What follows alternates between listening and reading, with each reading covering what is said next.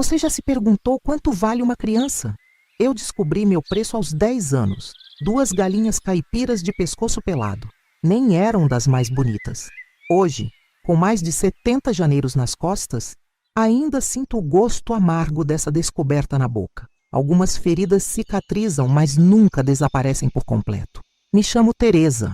Nasci em 1952, num lugarejo chamado Águas Claras, interior de Minas Gerais, onde o tempo parecia correr mais devagar que o riachinho que cortava as terras da minha família. Ou melhor, da família da minha tia Juraci, porque família mesmo eu não tinha mais. Quando fecho os olhos agora, ainda consigo ouvir o barulho daquele Chevrolet preto parando na frente da casa de pau a pique, o cheiro da terra molhada depois da chuva, o rangido das dobradiças do portão de madeira, as galinhas ciscando no terreiro, sem saber que 2 delas se tornariam minha moeda de troca naquela tarde ensolarada de janeiro. Olha para frente, menina. Não tem nada para você olhar para trás. Essas foram as palavras da minha tia enquanto me empurrava para dentro daquele carro reluzente, com minhas poucas roupas embrulhadas num pano de prato velho. Eu não chorei. Aprendi cedo que lágrimas não comovem quem já decidiu que você não importa. O homem se chamava Arlindo Mendonça. Doutor Arlindo, como todos na região o chamavam, mesmo sem ter certeza se ele tinha algum diploma. Dono de cafezais, gado e terras que se estendiam até onde os olhos podiam alcançar. Naquela época, um homem como ele era quase um deus para gente simples como nós. Vai ter vida de princesa, menina. Minha senhora não tem filhos. Vai gostar de ter uma garotinha prendada para fazer companhia. Ele disse com um sorriso que não chegava aos olhos, enquanto o motorista guardava minha trouxa no porta-malas, como quem acomoda um saco de batatas. Eu não era boba. Mesmo com 10 anos, já tinha visto o suficiente da vida para desconfiar de promessas bonitas. Mas o que pode fazer uma menina sem mãe, sem pai, sem ninguém para chamar de seu? Quando você não tem escolhas, qualquer caminho parece ser o único. O carro avançou pela estrada de terra vermelha, levantando poeira que tingia tudo de um tom alaranjado. Pela janela traseira, vi minha tia recebendo algo embrulhado num jornal.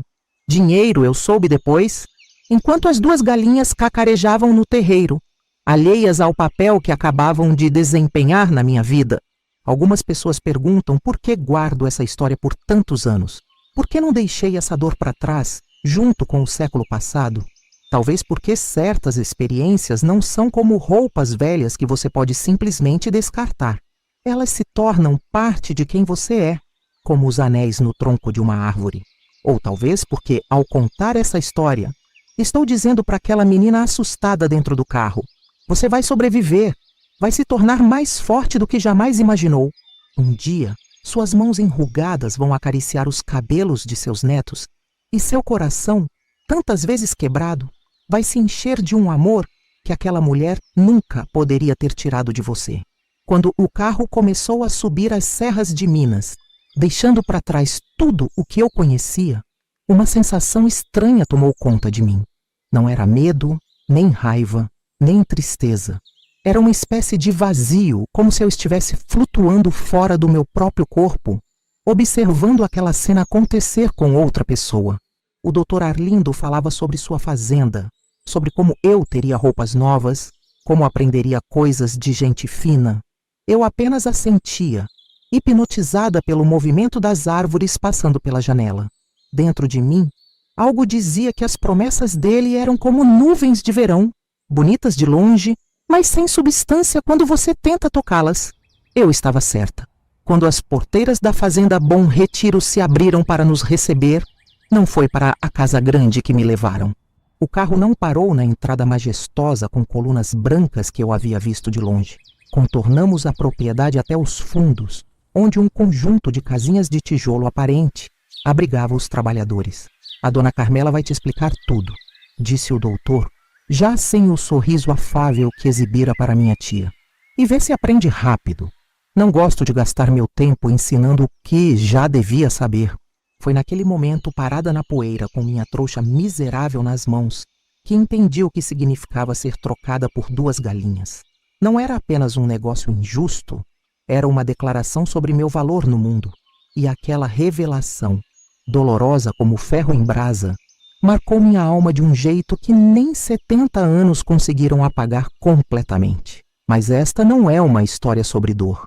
É uma história sobre como transformei essa dor em força. Sobre como uma menina que valia menos que 2 aves de terreiro construiu uma vida que ninguém pode medir em valores tão pequenos. A casa onde nasci ficava na beira de um córrego que transbordava na época das chuvas. Era uma construção simples, de barro e madeira, com telhado de sapê que precisava ser refeito a cada 3 anos. O chão de terra batida era varrido todos os dias pela minha mãe, Dona Sebastiana, mulher de mãos calejadas e sorriso fácil, mesmo quando a vida insistia em mostrar seus dentes afiados. Meu pai, Joaquim, trabalhava na roça dos outros, acordava antes do sol e voltava quando as estrelas já estavam no céu. Homem de poucas palavras e muito suor, carregava nos ombros o peso de alimentar 5 bocas com o pouco que ganhava. Eu era a caçula, a raspa do tacho, como ele dizia enquanto me colocava no colo nos raros momentos de descanso. Nossa vida não era fácil, mas era nossa. Nos domingos íamos todos à igrejinha da vila. Mamãe usava seu único vestido bom, azul com flores brancas, já desbotado nas bordas. Papai calçava os sapatos guardados numa caixa durante a semana inteira. Meus 3 irmãos mais velhos, Antônio, José e Maria, reclamavam das roupas engomadas, mas obedeciam ao olhar severo de nossa mãe. Tínhamos o necessário, comida na mesa, mesmo que fosse apenas angu com couve, teto sobre nossas cabeças e o carinho que transformava nossa pobreza em algo suportável.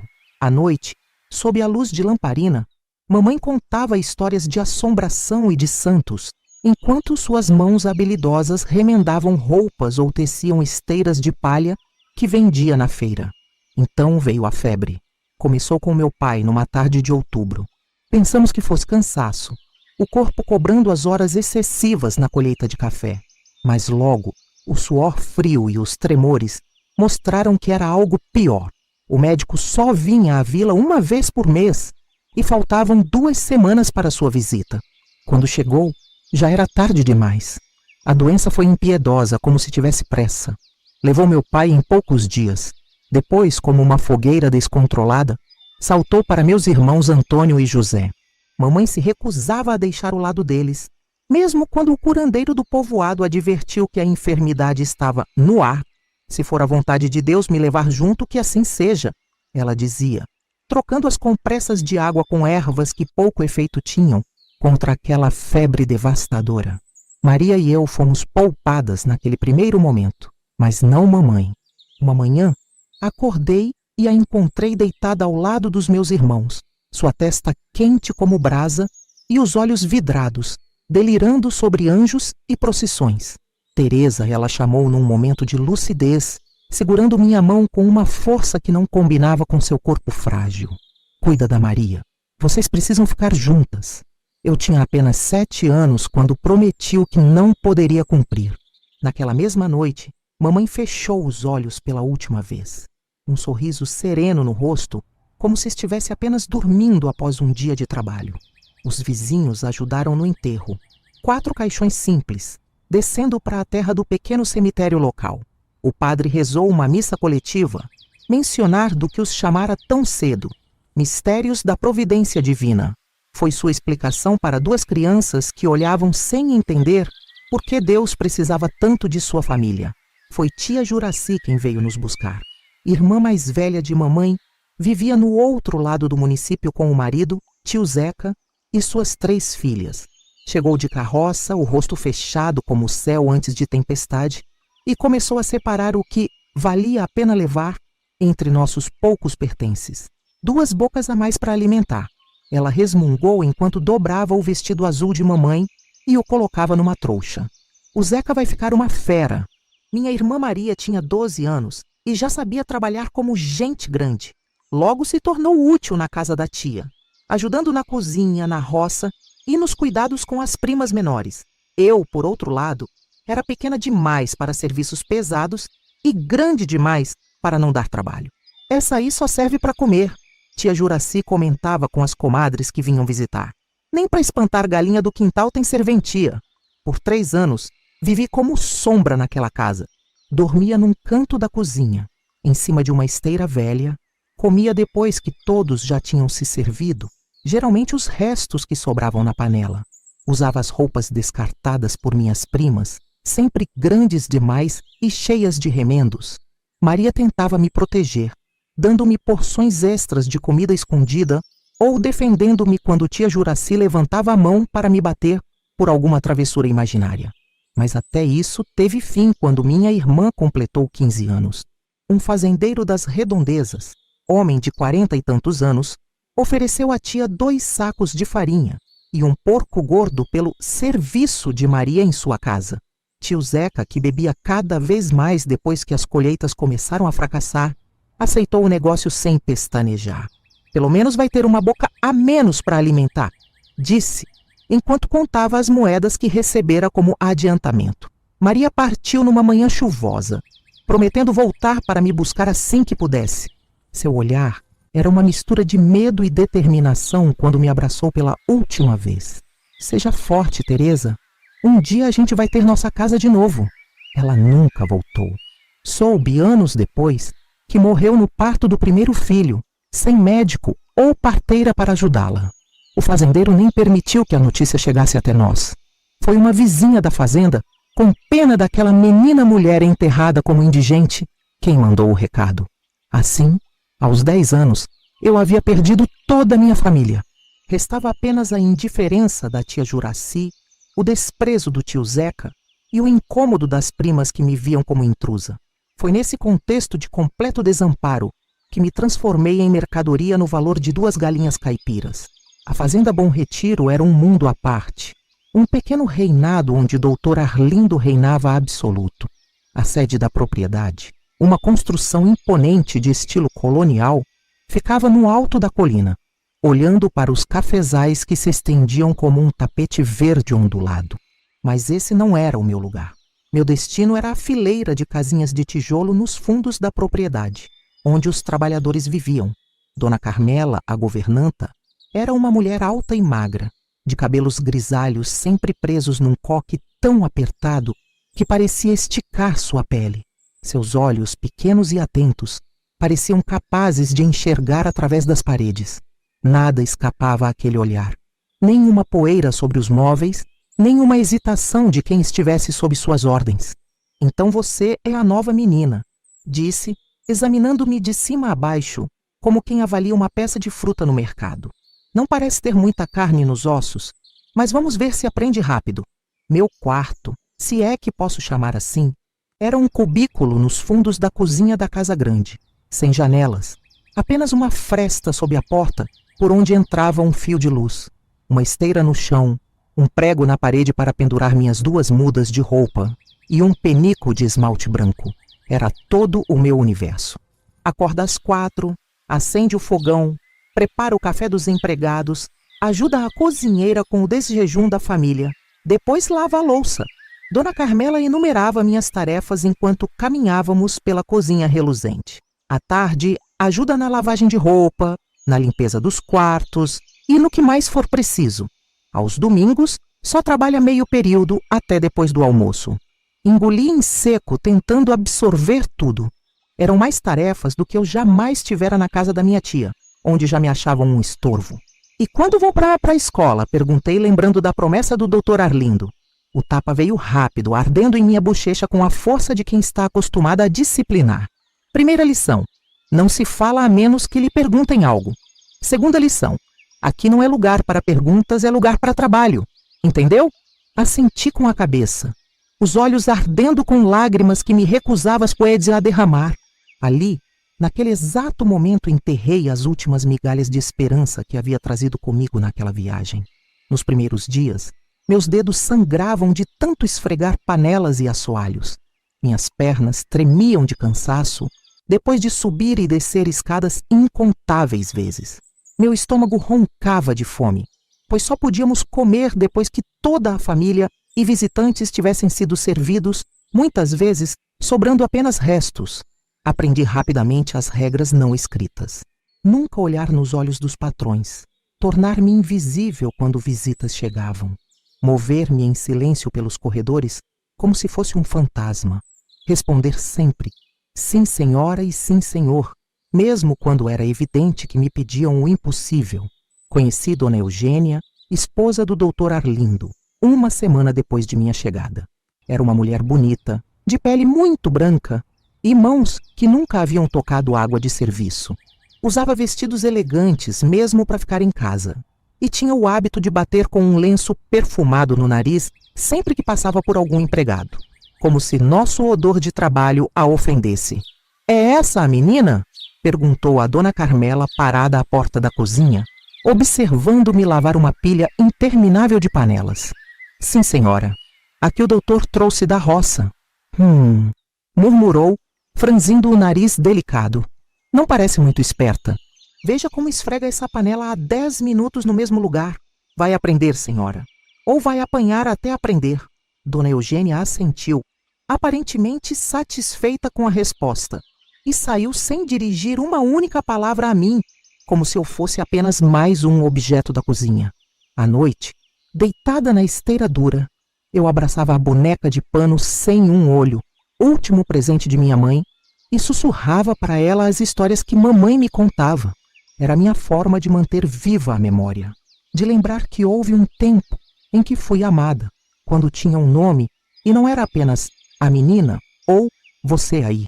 Havia outras crianças na fazenda, filhos dos trabalhadores dos cafezais. Nos raros momentos de folga, eu os observava brincar de longe, sem coragem de me aproximar. Alguns frequentavam a escolinha rural que funcionava numa sala improvisada perto da capela da fazenda. Eu os invejava silenciosamente, vendo-os carregando seus cadernos e lápis. Um dia, durante um domingo de folga, reuni coragem e perguntei à Dona Carmela sobre a promessa de escola. "Escola?" Ela riu, um som seco como galho quebrando. "Vai aprender o que precisa aqui mesmo. Ler receitas, contar trocos, calcular quanto sabão usar na roupa. Para que mais serviria a educação para alguém que nem certidão de nascimento tem direito?" Foi naquele momento que compreendi plenamente minha situação. Eu não era uma criança aos olhos daquelas pessoas. Era uma propriedade adquirida pelo valor de 2 galinhas, sem mais direitos que os animais do terreiro. A diferença era que, dos animais, esperava-se apenas que crescessem. De mim, exigia-se trabalho. O tempo passava, as estações se sucediam, e eu crescia como erva daninha, resistente, mas sem cuidados. À medida que meu corpo mudava, novos medos surgiram. Eu via como alguns homens da fazenda olhavam para as moças como cochichavam quando o Dr. Arlindo visitava os alojamentos das empregadas mais jovens à noite. Percebi então que minha verdadeira luta não havia nem começado. Subparte 1. Descrição do evento transformador. 990 palavras. Fiz 12 anos na Fazenda Bom Retiro sem comemorações, sem parabéns, sem um único reconhecimento de que aquele dia era diferente dos outros. Apenas Zefa, a cozinheira velha que às vezes me protegia de Dona Carmela, escondeu um pedaço de rapadura no meu canto da cozinha com um bilhete mal traçado. "Deus te proteja, menina." Aquele seria um dia como qualquer outro, eu pensava, enquanto carregava baldes d'água do poço para a cozinha antes mesmo do galo cantar. O céu ainda estava escuro, pontilhado de estrelas que iam se apagando conforme a madrugada cedia espaço para a manhã. O sereno molhava meus pés descalços e o vestido simples de algodão, já curto demais para meu corpo que crescia apesar da pouca comida. Foi quando ouvi os gritos vindos da casa grande. "Ladrão! Pega ladrão!"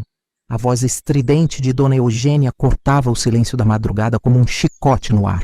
"Arlindo, acorda! Tem alguém na sala!" Larguei os baldes onde estavam e corri em direção à varanda dos fundos, mais por instinto que por coragem. Da porta da cozinha, vi o movimento de sombras na sala de visitas através das janelas de vidro. Ouvi o barulho de algo quebrando. Porcelana, talvez um dos muitos enfeites caros que a patroa colecionava. "Chama os capangas! Chama a polícia!" Dona Eugênia continuava gritando agora de seu quarto sem ousar descer. Vi quando 2 homens saíram correndo pela porta da frente, carregando algo em sacos. Ouvi o tropel de cavalos se aproximando. Os vigias noturnos da fazenda, alertados pelos gritos. Dr. Arlindo apareceu na varanda de camisola e espingarda em punho, mas os invasores já tinham sumido na escuridão da estrada. Foi então que ouvi um gemido baixo, quase inaudível, vindo da sala. Sem pensar, empurrei a porta da cozinha e entrei na casa grande, algo que jamais ousaria fazer sem ser chamada. Na penumbra da sala de visitas, entre cacos de cristal e gavetas reviradas, vi um vulto no chão. Um dos ladrões. Pensei a princípio, talvez ferido na fuga apressada. Mas quando me aproximei, o coração gelou no peito. Era Juvenal, o filho de 17 anos do Dr. Arlindo, que estudava em colégio interno na capital e estava em casa para as férias de julho. Estava caído de lado, uma poça escura se formando sob seu corpo. "Socorro!" gritei, ajoelhando-me ao lado dele. "Tem gente ferida aqui!" Toquei seu rosto. Estava frio, mas ele respirava. Na escuridão, não conseguia ver bem o ferimento. Apenas sentia o líquido quente e viscoso em minhas mãos quando tentei levantá-lo. Em segundos, a sala se encheu de gente. Dr. Arlindo deixou cair a espingarda quando viu o filho estirado no chão. Dona Eugênia desceu as escadas aos prantos, seu corpo frágil sacudindo em soluços desesperados. "Meu filho, meu menino!" ela gritava, atirando-se sobre o corpo do rapaz. "Foi esfaqueado", disse um dos capangas que examinou o ferimento à luz de um lampião. "Pegou perto do coração. Tá perdendo muito sangue. O doutor da cidade não chega a tempo", murmurou alguém. Foi quando tomei a atitude que mudaria para sempre meu destino naquela fazenda. Corri para a cozinha e voltei com um punhado de folhas de arruda, alecrim e erva cidreira que Zefa mantinha penduradas em molhos no teto. "Deixem-me ajudar", falei, com uma firmeza que surpreendeu a todos, inclusive a mim mesma. Minha mãe era benzedeira. Me ensinou a estancar sangue. Os olhares de espanto se voltaram para mim. A menina invisível que de repente ousava falar. E mais ainda, oferecia ajuda. "Tirem essa moleca daqui!" gritou Dona Eugênia, histérica. Mas Dr. Arlindo, talvez pela primeira vez olhando diretamente para mim, fez um gesto de silêncio. "Deixem a menina tentar. Não temos nada a perder." Minhas mãos tremiam, mas minha voz saiu firme quando comecei a recitar as palavras que tantas vezes ouvira minha mãe murmurar sobre ferimentos nas roças. Amassei as ervas entre os dedos, misturando-as com um pouco de cachaça que pedi que trouxessem, e apliquei diretamente sobre o corte profundo no peito de Juvenal. "Sangue, tenha teu limite, como todas as águas tiveram. Em nome do Pai, do Filho e do Espírito Santo", sussurrei, pressionando o ferimento com força. Onde São Pedro passou com nosso Senhor Jesus Cristo, o sangue estancou e a dor acabou. Para surpresa de todos, e confesso que também para a minha, o sangramento começou a diminuir. Continuei pressionando o bés do ferimento, trocando as ervas quando ficavam encharcadas, murmurando as rezas que mamãe me ensinara, sem que eu jamais imaginasse que um dia as usaria. Foram as horas mais longas da minha vida, ajoelhada ao lado daquele rapaz que mal conhecia, sentindo o olhar de todos sobre mim, carregando nos ombros frágeis a responsabilidade por uma vida. Quando o médico finalmente chegou, horas depois, Juvenal ainda respirava. "Impressionante", disse o médico após examinar o ferimento. "A faca passou a um dedo do coração. Se não tivesse estancado o sangue, ele não estaria vivo." Dr. Arlindo colocou a mão em meu ombro. O primeiro toque não violento que recebi naquela casa em 2 anos. "Como você sabia fazer isso, menina?" perguntou, a voz embargada pela emoção e cansaço. "Minha mãe me ensinou, senhor. Ela curava gente na nossa vila." Naquele momento, algo mudou no olhar do fazendeiro. Não era gratidão. Homens como ele não agradecem a pessoas como eu. Era reconhecimento, como se, pela primeira vez, ele enxergasse que havia um ser humano dentro daquela menina maltrapilha que comprara por 2 galinhas. Quando Juvenal foi levado para o quarto, já medicado e fora de perigo, eu continuava ali, exausta, minhas mãos e meu vestido manchados de sangue. Não percebi imediatamente, mas aquela noite havia reescrito meu destino. Eu não seria mais apenas a menina da cozinha. Havia demonstrado um valor que nem eu mesma sabia possuir. E isso era algo que nunca poderia ser medido em galinhas. Naquela manhã, depois de passar a noite toda cuidando de Juvenal, fui mandada para meu canto na cozinha sem qualquer palavra de agradecimento. Meu corpo doía de cansaço. Minhas pernas tremiam sob o peso de uma vigília que parecia não ter fim. Mesmo assim, Dona Carmela esperava que eu cumprisse minhas tarefas habituais, como se nada tivesse acontecido. Vai trocar esse vestido imundo de sangue e volta para ajudar com o café, ordenou, o rosto contraído numa expressão que não consegui decifrar. Não era a habitual carranca de desprezo, mas algo diferente, como se não soubesse exatamente como me tratar agora. Obedeci em silêncio, mas algo dentro de mim havia mudado. Era como se uma pequena chama tivesse sido acesa, uma luz tênue que não existia antes. Durante toda a manhã, enquanto lavava louça e descascava legumes, meus pensamentos voltavam para aquele momento na sala, para a sensação de ter sido útil, de ter feito algo que ninguém mais ali poderia fazer. Por volta do meio-dia, aconteceu algo sem precedentes. Fui chamada à casa grande, não para limpar ou servir, mas para ver o rapaz que havia ajudado a salvar. A senhora quer falar com você, disse Dona Carmela, ainda com aquela expressão estranha no rosto. Se comporte e não abra a boca, a menos que lhe perguntem algo.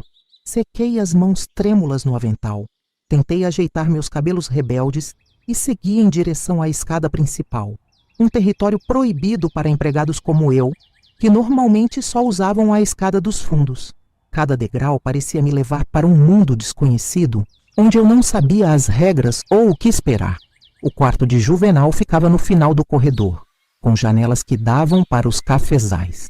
Era um cômodo espaçoso, com móveis de madeira escura e uma cama grande onde o rapaz repousava, pálido mas consciente. Dona Eugênia estava sentada ao seu lado, segurando sua mão como se temesse que ele pudesse desaparecer a qualquer momento.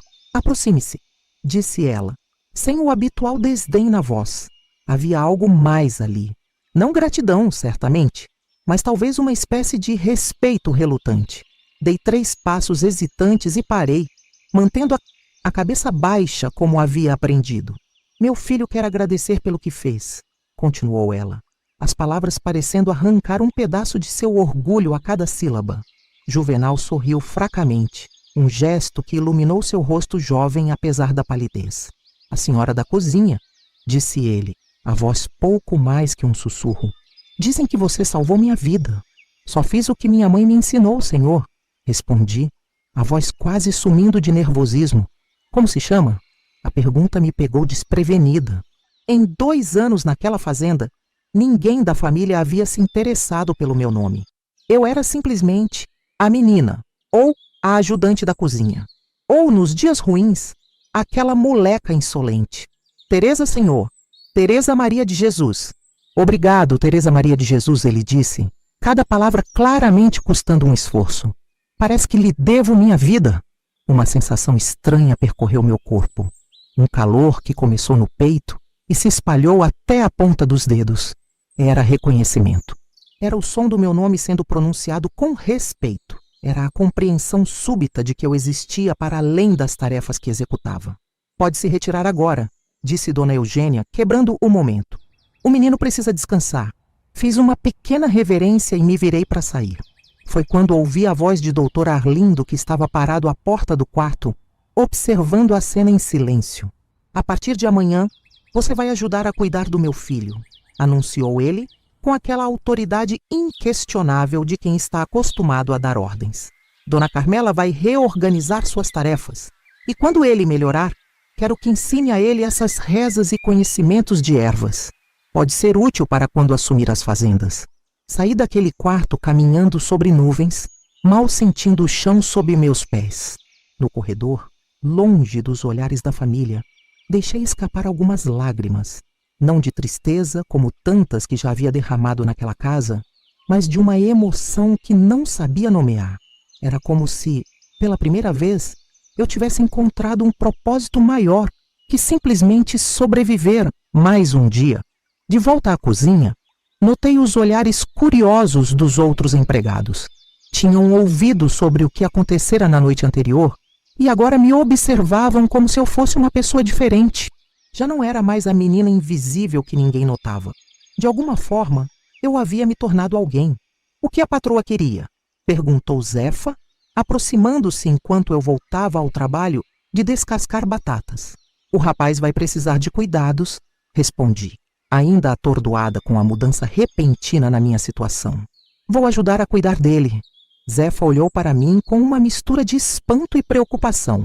Em seus olhos cansados, vi um aviso silencioso que não compreendi completamente naquele momento. Tenha cuidado, menina, murmurou ela, olhando ao redor para certificar-se de que ninguém nos ouvia. As bênçãos nesta casa costumam vir com um preço alto. Naquela noite, deitada na minha esteira, não consegui dormir. Minha mente fervilhava de possibilidades. Talvez agora eu pudesse ganhar um quarto melhor.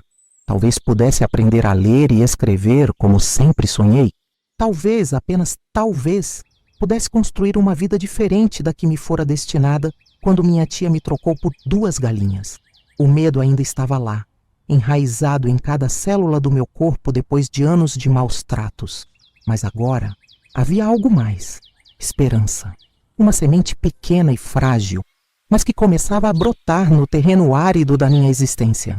Eu não sabia então que a esperança pode ser o mais perigoso dos sentimentos quando nasce em corações como o meu, corações que nunca aprenderam a se proteger das decepções.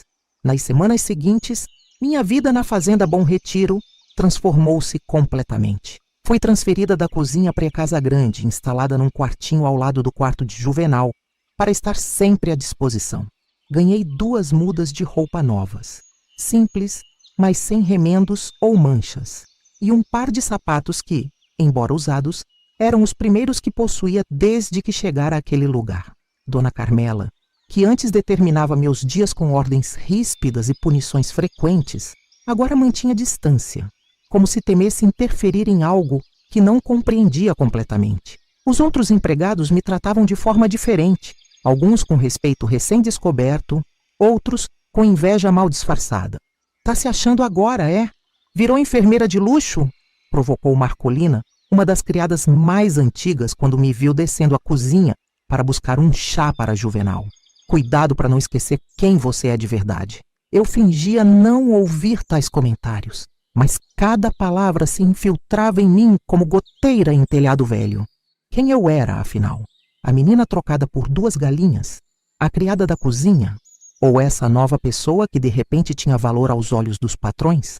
Minha rotina agora consistia em trocar os curativos de Juvenal, preparar chás e cataplasmas de ervas e ajudá-lo a se mover quando a dor permitia.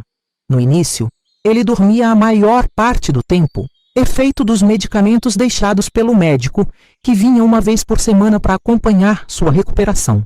Mas conforme os dias passavam e suas forças retornavam, Juvenal começou a conversar comigo. No começo, eram perguntas simples sobre o remédio ou pedidos de ajuda para se ajeitar na cama.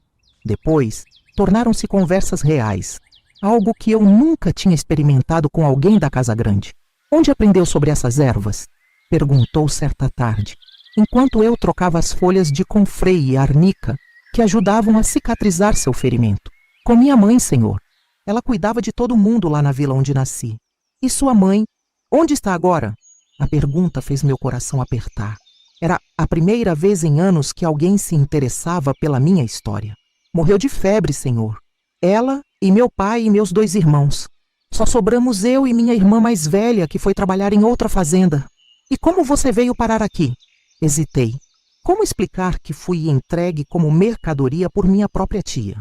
Como dizer a esse rapaz, filho do homem que me comprou, que meu valor naquela transação foi inferior ao de 2 aves de terreiro? Minha tia não podia me criar. Seu pai ofereceu trabalho na fazenda. Não era mentira, apenas uma versão suavizada da verdade crua. Uma tarde, quando ajudava Juvenal a dar seus primeiros passos pelo quarto, após semanas de convalescença, ele fez uma pergunta que mudaria mais uma vez o curso da minha vida. Você sabe ler, Teresa? Balancei a cabeça negativamente, sentindo o rosto queimar de vergonha. Gostaria de aprender? Meu coração acelerou tanto que pensei que ele poderia ouvir. Aprender a ler era um sonho tão distante que eu mal ousava alimentá-lo. Sim, senhor. Mais que tudo. Então vou te ensinar, decidiu ele, com a simplicidade de quem não compreende o peso daquela oferta. Quando estiver mais forte, teremos aulas todas as tardes. Será meu agradecimento por ter salvado minha vida. Naquela noite, chorei em meu travesseiro. Não lágrimas de tristeza, mas de uma alegria tão intensa que doía. O destino, que sempre fora tão cruel comigo, de repente parecia oferecer uma oportunidade que jamais imaginei possível. Contudo, as mudanças positivas em minha vida não vieram sem consequências inesperadas. A principal delas era a atitude de Dona Eugênia. Se antes ela mal notava minha existência, agora seu olhar me seguia pela casa com uma desconfiança que me gelava a espinha. Uma manhã, enquanto arrumava o quarto de Juvenal durante seu passeio pela varanda apoiado pelo pai, ela entrou sem aviso. "O que pensa que está fazendo com meu filho?" Perguntou diretamente, sem rodeios. "Senhora?" Respondi confusa. "Não se faça de inocente. Acha que não vejo como ele olha para você? Como sorri quando você entra no quarto?" Meu sangue gelou nas veias. O que ela estava insinuando era algo que jamais havia passado pela minha cabeça. "Senhora, eu só estou cuidando dele como o patrão mandou", respondi a voz trêmula. "Escute bem, moleca." Ela se aproximou, o perfume francês quase me sufocando. "Você salvou a vida dele e por isso ainda está nesta casa. Mas não se iluda. Você é e sempre será uma criada. Uma ninguém que minha família comprou por algumas moedas. Juvenal vai para a Europa ano que vem completar os estudos, vai se casar com uma moça de boa família e vai esquecer que você existe." Cada palavra era como uma agulha que perfurava a frágil bolha de esperança que eu vinha cultivando nas últimas semanas. "E se me der motivos para desconfiar de suas intenções", continuou ela, "juro que vai desejar nunca ter posto os pés nesta fazenda." Quando ela saiu, deixando para trás apenas o eco de sua ameaça e o aroma pesado de seu perfume, senti minhas pernas fraquejarem. Sentei-me na beirada da cama de Juvenal, tentando controlar o tremor que tomava conta do meu corpo. Eu não tinha feito nada de errado. Não tinha alimentado sonhos impossíveis, nem imaginado futuros que não me pertenciam. Estive apenas grata pela chance de ser tratada como ser humano, pela oportunidade de aprender, pela primeira vez em que alguém me via como mais do que apenas um par de mãos para o trabalho. Mas as palavras de Dona Eugênia me lembraram cruelmente da realidade. Eu era propriedade, não pessoa. Um investimento que rendera um retorno inesperado quando salvei seu filho. Mas ainda assim, apenas um objeto com um preço. 2 galinhas. Naquela noite, contemplando o teto do meu quartinho, compreendi que o evento que transformara minha vida naquela fazenda trazia consigo não apenas novas possibilidades, mas também novos perigos. A pequena luz de esperança que começara a brilhar agora vacilava sob o peso das verdades cruéis que Dona Eugênia despejara sobre mim. Ainda assim, decidi que não permitiria que essa luz se apagasse completamente. Se aprender a ler fosse possível, eu agarraria essa chance com todas as minhas forças. Porque naquele momento, entendi que conhecimento poderia ser a única coisa que ninguém jamais poderia tirar de mim. As aulas de leitura começaram numa tarde de setembro, quando Juvenal já conseguia sentar-se à escrivaninha por períodos mais longos. O médico havia autorizado atividades leves, desde que não exigissem esforço físico. Ensinar alguém a ler é um bom exercício para a mente, dissera o doutor, sem imaginar o impacto que essas palavras teriam na minha vida. Juvenal era um professor paciente, algo que me surpreendeu. Meninos ricos costumam ser impacientes, mimados, pelo menos era o que eu pensava, baseada no pouco que conhecia. Mas ele parecia genuinamente interessado em me ensinar, dedicando 1 hora todos os dias, entre o almoço e o chá da tarde, quando sua mãe costumava descansar e seu pai cuidava dos negócios no escritório. A, E, I, O, U, repetia eu, traçando as letras com um lápis surrado em folhas de papel que sobravam dos cadernos de Juvenal. Minhas mãos calejadas, acostumadas a esfregar chão e torcer roupas, tremiam ao segurar o lápis delicado. Não aperte tanto, ele orientava, ajustando meus dedos ao redor do instrumento. Deixe o lápis fazer o trabalho. Era estranho estar tão perto de um homem, ainda que fosse pouco mais que um menino, sem estar limpando algo ou servindo comida. O cheiro de seu sabonete fino, tão diferente do sabão grosseiro que usávamos na área de serviço, me distraía. Seu jeito de falar, com palavras que eu nunca tinha ouvido antes, me fascinava e intimidava ao mesmo tempo. No início, nossos encontros eram tensos. Eu me sentava na ponta da cadeira, como se estivesse pronta para fugir ao menor sinal de desaprovação. Ele tentava me colocar à vontade, mas anos de condicionamento não desaparecem em alguns dias. O primeiro verdadeiro obstáculo não foi o aprendizado em si, mas esconder que estava aprendendo. Dona Eugênia não podia saber das aulas. Isso ficou claro desde o início. Juvenal compreendia, talvez melhor do que eu, que sua mãe veria aquilo como uma transgressão imperdoável. Se alguém perguntar, diga que está me ajudando a organizar meus livros de medicina, instruiu ele, ou que estou ditando cartas para meus amigos da faculdade. Assim desenvolvi uma técnica para esconder meu novo conhecimento. Guardava os papéis com minhas tentativas de escrita dentro do colchão. Praticava letras desenhando-as com o dedo na poeira da janela, quando ninguém estava olhando. À noite, sozinha em meu quartinho, movia os lábios silenciosamente, recitando as vogais e consoantes que havia aprendido durante o dia. Cerca de um mês depois do início das aulas, tive meu primeiro grande teste. Dona Carmela me encontrou saindo do quarto de Juvenal com um livro na mão, um dicionário que ele havia me emprestado para praticar à noite. "O que é isso?" perguntou ela, os olhos estreitos como os de uma raposa que avista uma galinha desprotegida. "O senhor Juvenal pediu para eu limpar a poeira dos livros dele, senhora", respondi, o coração batendo tão forte que temi que ela pudesse ouvi-lo. "Estou levando um por um." Ela estendeu a mão, exigindo ver o volume. Entreguei-o, tentando parecer desinteressada, como se aquilo fosse apenas mais um objeto para limpar. Ela folheou algumas páginas, talvez procurando alguma evidência, alguma nota ou marca que provasse minhas verdadeiras intenções. "Desde quando limpeza de livros é sua função?" perguntou, devolvendo o dicionário com evidente desconfiança. "Desde que o doutor mandou que eu cuidasse de tudo que o senhor Juvenal precisasse, senhora", respondi. E dessa vez consegui manter a voz firme. Ela não disse mais nada, mas percebi que a partir daquele dia, seus olhos me seguiam com mais frequência, como se eu fosse um problema esperando para acontecer. O progresso com a leitura foi lento, dolorosamente lento. Minha mente, nunca treinada para o estudo formal, lutava para fazer as conexões que pareciam tão óbvias para Juvenal.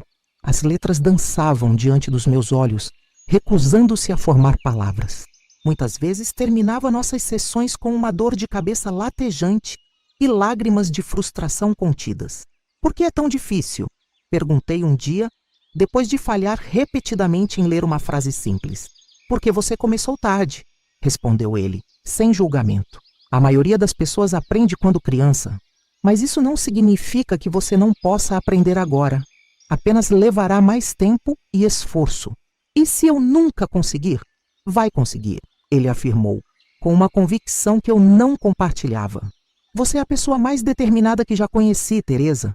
Salvou minha vida quando todos pensaram que eu morreria. Ler algumas palavras é moleza perto disso." Sua confiança em mim era algo novo e desconcertante. Ninguém nunca havia acreditado nas minhas capacidades antes. Para minha tia, eu era um fardo. Para Dona Carmela, uma serviçal inadequada. Para Dona Eugênia, uma ameaça. Mas para Juvenal, eu era alguém com potencial. Esse voto de confiança era um peso e um presente ao mesmo tempo. Nos dias em que eu queria desistir, quando as letras pareciam inimigos invencíveis, lembrava-me de seu olhar sincero e voltava a tentar. Houve também desafios físicos. Embora meu quartinho ao lado do quarto de Juvenal fosse luxuoso comparado ao canto da cozinha, onde dormia antes, ainda era uma acomodação de serviçal. O colchão fino sobre uma base de tábuas fazia meus ossos doerem toda manhã. As tarefas domésticas, embora reduzidas, ainda ocupavam boa parte do meu dia. Minhas mãos, ásperas de tanto trabalho, formavam calos novos pelo uso do lápis. O maior desafio, porém, era interno. Anos de desvalorização haviam me ensinado a não sonhar, a não querer mais do que o mínimo para sobreviver. Agora, a possibilidade de aprender a ler, um privilégio que nunca imaginei ter, despertava em mim ambições adormecidas. E se eu pudesse aprender mais? E se pudesse ler livros inteiros, como os que enchiam as estantes da biblioteca da Casa Grande. E se houvesse um mundo além da Fazenda Bom Retiro, um lugar onde meninas trocadas por galinhas pudessem se tornar pessoas de verdade? Esses pensamentos eram perigosos. Eram sementes de esperança plantadas em solo fértil demais, crescendo tão rápido que ameaçavam romper os muros cuidadosamente construídos ao redor do meu coração.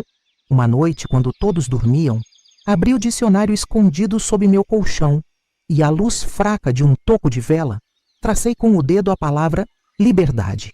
Não conseguia lê-la ainda, mas Juvenal havia me mostrado como ela se escrevia. 6 letras que continham um mundo de possibilidades que eu mal ousava imaginar. Naquela noite, adormeci com o dicionário abraçado ao peito, como se pudesse absorver o conhecimento por osmose durante o sono. E talvez, de certa forma, estivesse fazendo exatamente isso, permitindo que a ideia de uma vida diferente se infiltrasse lentamente em meu ser, preparando-me para os desafios ainda maiores que viriam pela frente. Dezembro chegou com suas chuvas abundantes que transformavam os caminhos da fazenda em riachos de lama vermelha. O Natal se aproximava e com ele veio uma agitação incomum na Casa Grande. Parentes distantes confirmariam presença, presentes seriam trocados, banquetes seriam preparados. Para a família Mendonça, era tempo de celebração. Para os empregados, de trabalho redobrado. Àquela altura, meus progressos com a leitura já me permitiam reconhecer palavras simples e formar frases curtas. Ainda tropeçava nas sílabas mais complexas, e minha escrita era trêmula como passos de criança. Mas cada pequeno avanço me enchia de um orgulho silencioso que aquecia minha alma nas noites frias. Você está indo muito bem, Juvenal me encorajava durante nossas lições. Em breve poderá ler um livro inteiro sozinha. Seu ferimento estava quase completamente cicatrizado. Logo voltaria para a capital, retomaria seus estudos de medicina e nossas aulas chegariam ao fim. Essa perspectiva me angustiava mais do que eu ousava admitir. Foi nesse contexto que cometi meu primeiro grande erro, impulsionada pelo desejo de provar meu valor antes que meu tempo com Juvenal acabasse. Dona Eugênia havia encomendado cartões de Natal personalizados para enviar aos parentes e amigos influentes. Caixas e mais caixas chegaram da capital, contendo centenas de cartões que precisavam ser assinados e endereçados. Como estava ocupada com os preparativos para a festa, delegou a tarefa para uma de suas sobrinhas, que passaria a temporada de festas na fazenda. Numa tarde, enquanto arrumava o quarto de hóspedes, encontrei a jovem Clarice, uma menina de 15 anos com cachos dourados e sardas pelo nariz, frustrada diante de uma pilha de envelopes. É um absurdo! São mais de 200 cartões para endereçar até amanhã, reclamava ela para si mesma. Vou perder o passeio a cavalo com meus primos. Hesitei por um momento, dividida entre o instinto de me manter invisível e o desejo recém-descoberto de ser útil de maneiras que iam além da simples servidão. Finalmente, reuni coragem. Se a senhorita permitir, posso ajudar? Ofereci, mantendo os olhos baixos como havia aprendido. Clarice me olhou com surpresa, como se só então notasse minha presença no quarto. Você? E o que poderia fazer? Perguntou sem crueldade, apenas genuína confusão. Posso endereçar alguns envelopes, respondi, o coração martelando no peito diante da minha própria ousadia. Sei escrever um pouco. O espanto em seu rosto foi imediato. Uma empregada que sabe escrever? Isso é novidade. Não revelei quem estava me ensinando. Em vez disso, murmurei algo vago sobre ter aprendido um pouco com os filhos dos trabalhadores que frequentavam a escola rural. Após um momento de hesitação, Clarice deu de ombros. Bem, não tenho nada a perder. Vamos ver o que pode fazer. Sentei-me timidamente à mesa e peguei um envelope. Minhas mãos tremiam tanto que quase derramei o tinteiro. Com o máximo de cuidado, copiei o primeiro endereço da lista que ela me entregou. A caligrafia era desajeitada, mas legível. Não está tão ruim, admitiu Clarice, examinando meu trabalho. Pode continuar com estes da primeira página, enquanto vou me trocar para o almoço. Durante a hora seguinte, trabalhei com a concentração de um ourive sobre uma joia preciosa. Cada letra era formada com cuidado, cada endereço verificado 2 vezes. Quando Clarice retornou, havia completado quase 20 envelopes. "Nossa, você é rápida!" exclamou ela, evidentemente aliviada por ver a pilha diminuída. "Continue assim e terminaremos antes do jantar." Sentei-me novamente, agora mais confiante, e comecei a endereçar outro envelope. Foi quando a porta se abriu abruptamente. "Clarice, sua mãe está procurando..." Dona Eugênia parou no meio da frase ao me ver sentada à escrivaninha, caneta na mão. Seu rosto empalideceu, depois enrubesceu de raiva. "O que significa isso?" "Tia Eugênia, ela está me ajudando com os cartões", explicou Clarice, confusa com a reação da tia. "E é bastante eficiente." "Saia", ordenou Dona Eugênia, os olhos fixos em mim como punhais. Agora, levantei-me rapidamente, deixando a caneta cair no processo. Uma mancha de tinta espalhou-se pelo envelope, arruinando-o completamente. "Olha o que fez!" gritou ela, apontando para a mancha como se fosse uma prova irrefutável da minha inadequação. "Desculpe, senhora", murmurei, recuando em direção à porta. "Tia, foi um acidente", intercedeu Clarice. "Ela estava fazendo um bom trabalho até..." "Silêncio!"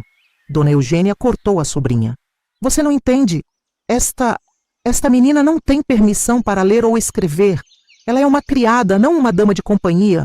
"Mas ela sabe escrever", insistiu Clarice, inocentemente, e bastante bem para alguém sem educação formal. O olhar que Dona Eugênia me lançou então continha todo o veneno que palavras não podiam expressar. Naquele instante, soube que havia ultrapassado uma linha invisível. "Espere-me na sala de costura", ordenou em voz baixa e controlada, que era muito mais assustadora que seus gritos. Agora, os minutos que passei esperando na sala de costura foram os mais longos da minha vida. Minhas pernas tremiam tanto que tive que me sentar, embora soubesse que era uma ousadia usar os móveis sem permissão.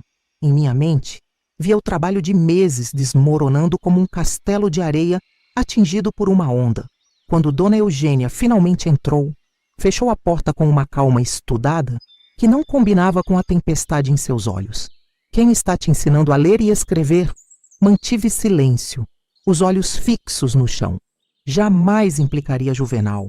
Isso seria uma traição imperdoável à única pessoa que havia me tratado com genuína bondade. "Perguntei quem está te ensinando", repetiu ela, aproximando-se até que sua saia roçasse meus joelhos.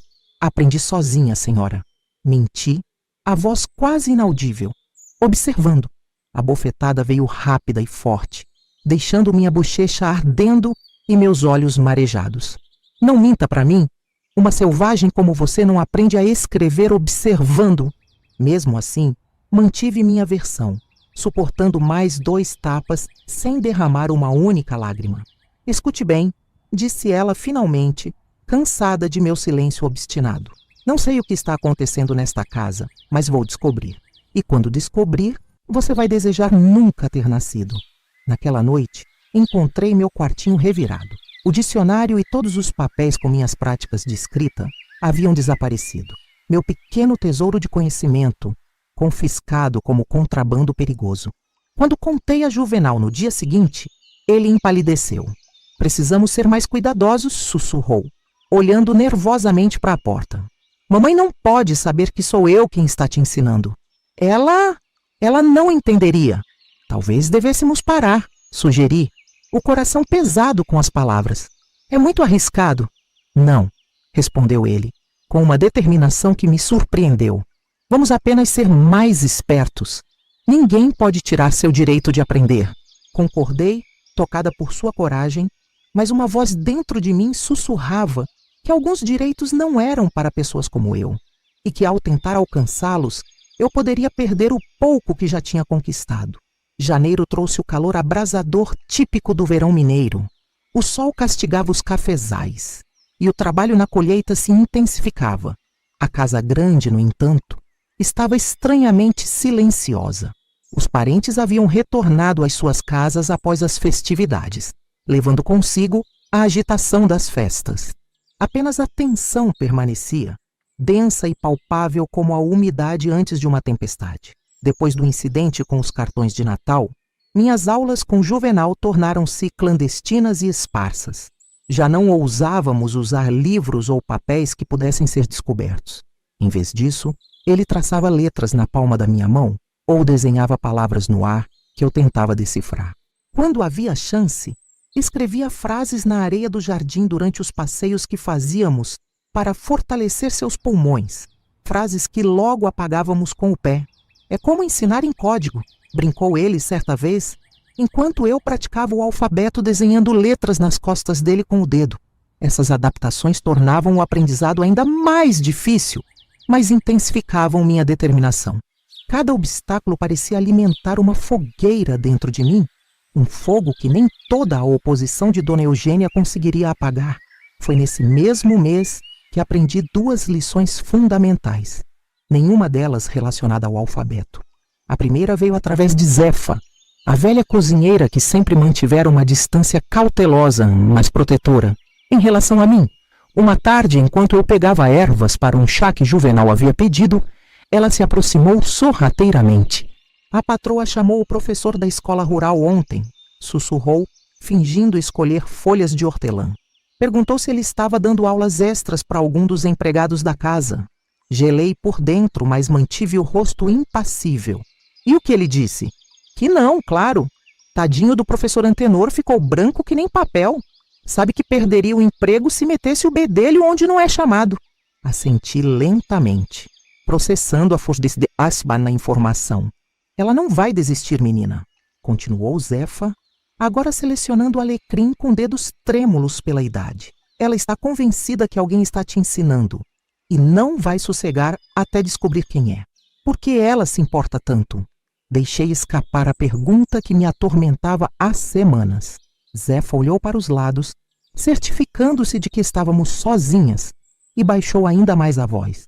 Porque conhecimento é poder, minha filha. E gente como nós não deve ter poder nenhum. Uma empregada que sabe ler pode ler contratos, pode conhecer seus direitos, pode contar aos outros o que aprendeu. Isso assusta gente como os Mendonça. Suas palavras caíram sobre mim como revelação. Eu havia pensado na leitura como uma habilidade, como aprender a fazer crochê ou assar um bolo. Nunca como uma arma, uma ferramenta de libertação. A ideia era tão nova e perturbadora que fiquei em silêncio, absorvendo seu peso. Tenha cuidado, concluiu Zefa, afastando-se como se nossa conversa nunca tivesse acontecido. Conhecimento é como fogo, ilumina, mas também pode queimar quem não sabe manuseá-lo. A segunda lição veio do próprio Juvenal, embora de uma maneira que ele não planejara. Certa manhã, enquanto arrumava seu quarto, encontrei uma carta aberta sobre a escrivaninha. Não pretendia ler, ainda não conseguia decifrar textos longos com facilidade, mas uma frase captou meu olhar. Retornará à faculdade em fevereiro. Meu coração disparou. Fevereiro estava a apenas algumas semanas de distância. Embora soubesse que Juvenal eventualmente voltaria aos estudos, a confirmação da data tornou tudo dolorosamente real. Naquela tarde, durante nossa lição escondida no pomar, ele notou minha tristeza. O que foi, Teresa? Está tendo dificuldade com os verbos? Balancei a cabeça, incapaz de formular em palavras o vazio que sentia. Como explicar que sua partida significava muito mais que o fim das minhas aulas? Era o fim da única amizade que eu já tivera. O fim dos únicos momentos em que me sentia realmente humana. Vi uma carta hoje, confessei finalmente, sobre sua volta à faculdade. Ele ficou em silêncio por um momento, olhando para os pés de café carregados de frutos. Sim, estou quase completamente recuperado. O médico diz que posso retomar os estudos no próximo semestre. Entendo, respondi, esforçando-me para parecer feliz por ele. Deve estar ansioso para voltar. Na verdade, disse ele hesitante. Estou dividido. Quero continuar minha formação médica, mas... Deixou a frase incompleta. Mas seus olhos, quando encontraram os meus, continham algo que não consegui decifrar completamente. Talvez um lamento pelo que poderia ter sido em um mundo diferente, onde eu não fosse apenas a menina trocada por 2 galinhas e ele não fosse o herdeiro dos Mendonça. Você continuará estudando depois que eu for embora, afirmou ele, mudando de assunto abruptamente. Vou deixar alguns livros escondidos para você. E quem sabe, quando me formar e tiver minha própria clínica, possa...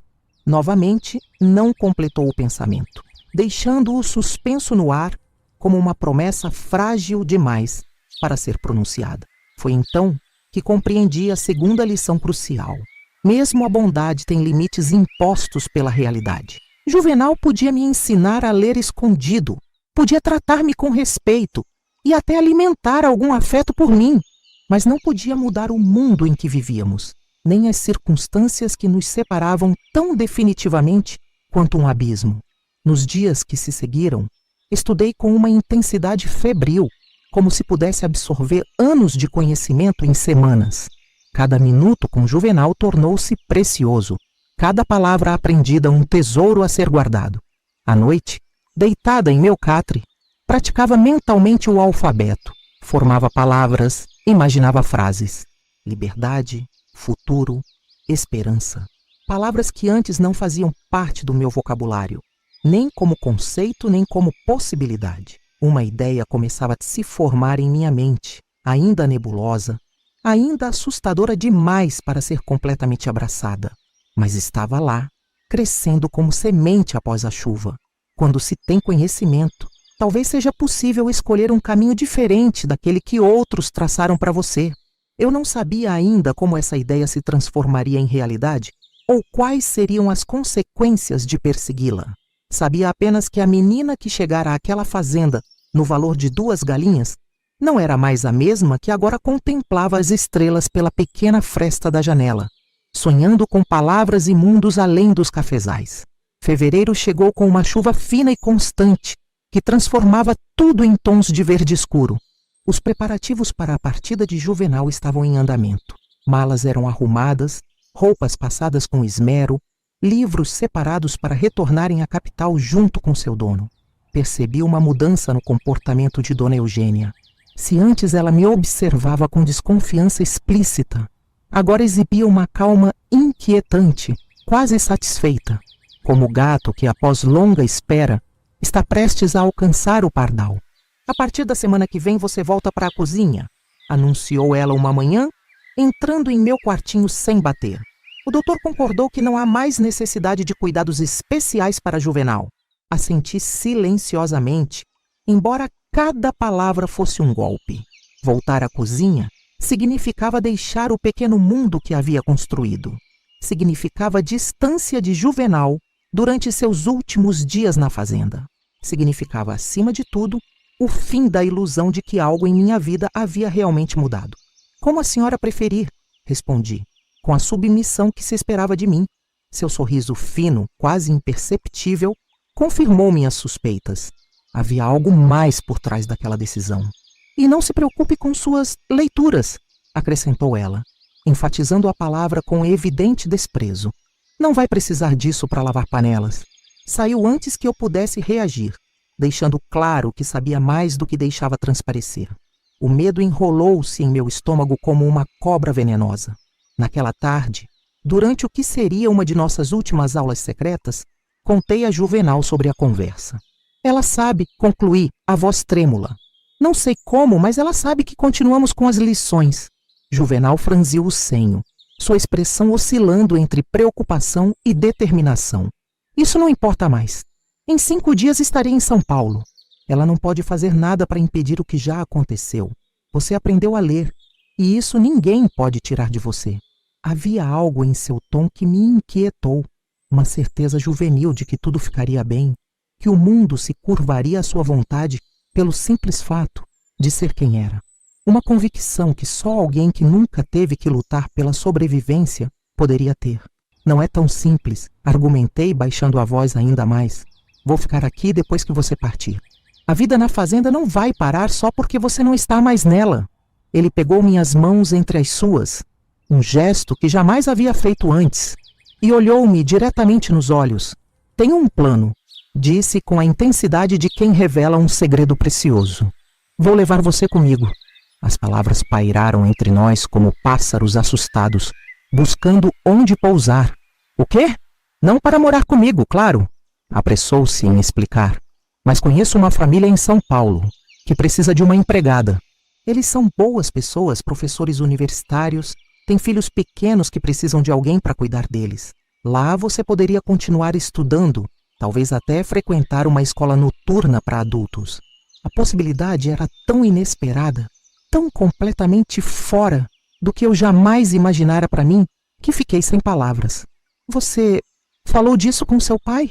Consegui perguntar finalmente. Seu olhar desviou-se por um instante e naquele pequeno gesto vi a resposta. Ainda não, mas vou falar. Ele me deve isso depois do que você fez por mim. Sem você, eu estaria morto. Deveria ter me sentido esperançosa, grata pela chance que ele estava oferecendo. Em vez disso, uma inquietação crescente tomou conta de mim. Algo naquele plano soava como as promessas que Dr. Arlindo fizera à minha tia quando me levou. Bonitas palavras que escondiam verdades mais duras. Juvenal, sua mãe nunca permitiria. Minha mãe não decide tudo, rebateu ele, com uma irritação que raramente demonstrava. Meu pai tem a palavra final nesta casa. Novamente, sua inocência me assustou. Em seus 18 anos privilegiados, ainda não havia aprendido que o poder, dentro de uma família, raramente seguia as linhas oficiais de autoridade. Dr. Arlindo podia ser o dono das terras e o chefe nominal da família, mas Dona Eugênia governava a casa, e todos dentro dela com mão de ferro envolta em luvas de seda. Nos dias seguintes, uma tensão palpável pairou sobre a casa grande. Juvenal passou horas trancado no escritório com seu pai. Discussões cujo teor eu só podia imaginar. Dona Eugênia andava pelos corredores com passos rápidos e irritados. Os empregados trocavam olhares confusos, sentindo a tempestade que se formava, mas incapazes de identificar sua origem. Eu continuava minhas tarefas como se nada estivesse acontecendo, dividida entre o medo e a esperança. A ideia de sair da fazenda, de começar uma nova vida longe dos fantasmas que me perseguiam ali, era tentadora demais para ser ignorada. Mas cada vez que pegava-me sonhando com essa possibilidade, lembrava das palavras de Zefa. Cuidado com sonhos grandes demais para seu tamanho, menina. A queda dói mais quando se sonha alto. 3 dias antes da partida programada de Juvenal, fui chamada ao escritório de Dr. Arlindo, algo que jamais havia acontecido antes. Meu coração batia tão forte enquanto eu caminhava pelo corredor que temi que pudessem ouvi-lo através das paredes. O escritório era um cômodo imponente, com estantes de livros do chão ao teto e uma grande escrivaninha de madeira escura. Dr. Arlindo estava sentado atrás dela, charuto na mão, o rosto impenetrável. Ao seu lado, de pé como sentinela, estava Dona Eugênia, os lábios comprimidos numa linha fina de desaprovação. Feche a porta, ordenou ele assim que entrei. Obedeci, sentindo como se estivesse selando meu próprio destino ao fazê-lo. Meu filho me fez uma proposta interessante, começou ele, soltando uma baforada de fumaça que formou um halo cinzento acima de sua cabeça. Parece que ele acredita que você merece oportunidades. A maneira como pronunciou a última palavra deixou claro que discordava completamente. Juvenal é um rapaz idealista, continuou ele. É próprio da juventude. Acredita que o mundo pode ser moldado por boas intenções. Eventualmente aprenderá que a sociedade tem uma ordem e que essa ordem existe por um motivo. Permanecia em silêncio, os olhos baixos, as mãos cruzadas à frente do corpo como havia aprendido. Minha esposa me informou que você tem aprendido a ler e escrever, disse ele, mudando abruptamente de assunto. É verdade? Hesitei por um momento, então assenti lentamente. Sim, senhor. Um olhar rápido para Dona Eugênia confirmou o que eu já suspeitava. Não havia surpresa em seu rosto, apenas uma satisfação sombria. E quem tem te ensinado? A pergunta que eu mais temia. Aquela para a qual não tinha resposta, que não trouxesse consequências devastadoras. Naquele momento percebi que estava à beira de um precipício. Minha resposta determinaria não apenas meu destino, mas também a natureza da minha alma. Poderia entregar Juvenal e talvez garantir minha permanência na fazenda. Ou poderia protegê-lo e enfrentar o que quer que viesse em seguida. A escolha, percebi com clareza súbita, não era realmente sobre quem havia me ensinado a ler. Era sobre quem eu escolheria ser daquele momento em diante. Aprendi sozinha, senhor. Respondi finalmente, erguendo os olhos para encarar Dr. Arlindo diretamente. Algo que jamais havia feito antes. Observando, ouvindo, praticando quando ninguém estava olhando. Um silêncio pesado tomou conta do escritório. Podia sentir o olhar penetrante de Dona Eugênia, tentando arrancar uma confissão diferente, com a pura força de sua vontade. Dr. Arlindo deu uma longa tragada em seu charuto, avaliando-me por trás da cortina de fumaça que exalava. Você espera que eu acredite nisso? Perguntou ele finalmente, a voz baixa, mas carregada de ameaça. Uma menina sem instrução alguma, aprendendo a ler e escrever sozinha como por mágica?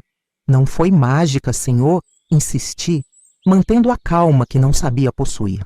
Foi trabalho duro, todos os dias, todas as noites. Quando se quer muito algo, encontra-se um jeito. Dona Eugênia deu um passo à frente, os olhos faiscando de raiva. Ela está mentindo, Arlindo. É óbvio que Juvenal a ensinou.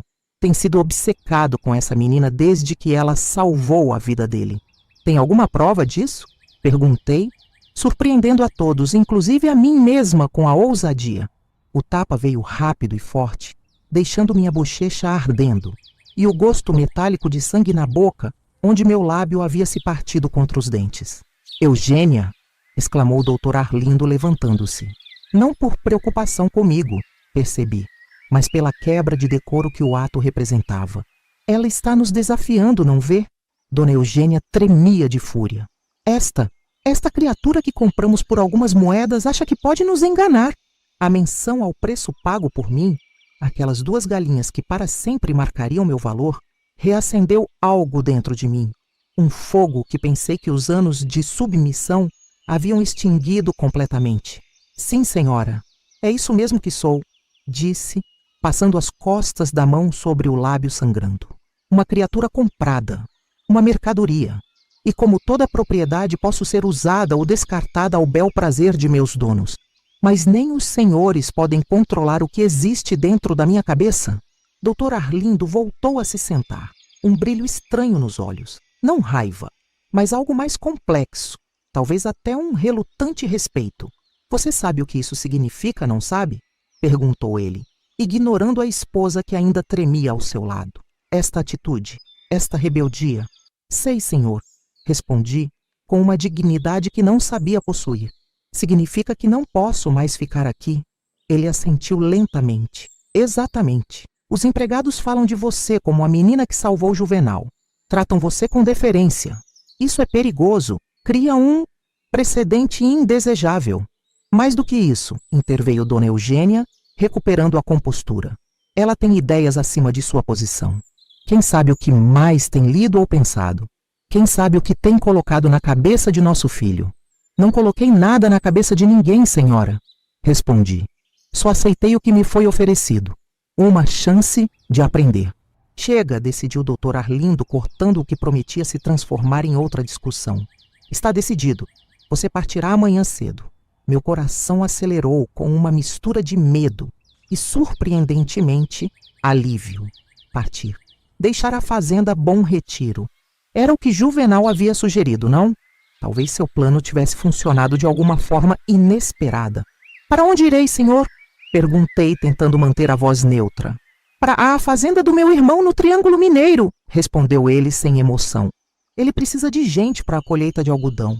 O trabalho é duro, mas vai mantê-la ocupada o suficiente para esquecer essas ideias de educação. A realidade da situação atingiu-me como um punho no estômago. Não era a liberdade que me esperava, mas outro tipo de prisão. Mais dura, mais distante, sem as pequenas misericórdias que havia encontrado na fazenda Bom Retiro. E Juvenal? As palavras escaparam antes que pudesse contê-las. Meu filho parte para São Paulo como planejado, respondeu o Dr. Arlindo, o tom agora gelado. E seria melhor para todos se ele não soubesse do seu reassentamento. Vai dizer a ele que fugi, concluí percebendo o plano. Que fui ingrata e fugi durante a noite. Precisamente, Dona Eugênia sorriu. Um gesto que não alcançava seus olhos. Uma história tão comum, não é? A empregada que rouba e foge. Juvenal ficará desapontado inicialmente, mas logo esquecerá. Jovens sempre esquecem. Naquele momento compreendi que acabara de perder muito mais do que um lugar para ficar. Perderia também minha história. Não apenas o que havia sido, mas o que poderia ter sido. Juvenal acreditaria que eu havia traído sua confiança, que todo o nosso tempo juntos fora uma mentira. A ideia era quase insuportável. Posso ao menos me despedir? Perguntei, sabendo já a resposta. Claro que não, respondeu Dona Eugênia, quase rindo da audácia do pedido. Você ficará no quarto dos fundos até amanhã, sob vigilância. Zeca, o capataz, a levará antes do amanhecer. Seus pertences serão revistados, acrescentou o Dr. Arlindo, como se discutisse algo trivial, como o cardápio do jantar. Qualquer material escrito será confiscado. Na fazenda do meu irmão, ninguém sabe que você tem essas habilidades. E seria melhor que continuasse assim. Entendi então toda a extensão do plano. Não bastava me afastar fisicamente de Juvenal e da possibilidade de uma vida melhor.